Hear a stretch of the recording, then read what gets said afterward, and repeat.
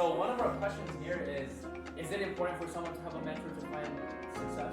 That's not to find success, it's to help guide you to the path of success you want. If you have a mentor, you usually find the mentor that is living the life that you want to live. So he's done it. He's already created the path that you want to go down. So having that mentor will help you guide you down that path. And believe me, I speak to a lot of successful businessmen, and they're willing to speak to you, to help you, to guide you, because they understand how to get there and they want to give back. Most of the businessmen that I speak to, like my mentor, they're willing to share their stories and what they've achieved and how they've achieved it, because they want to see success in everyone. And they understand that success is abundance. They're not jealous of you and how much you're making, or they're not jealous of the fact that you're driving a better car. It's because they know they can have that. They know they can achieve that because they live in a state of abundance. They're not lacking. So mentors are important, yes, because one, to help guide you down that path. Two, we always talk about fake it till you make it. When you're acting like the person you want to be, it's only in due time that you are that person that you want.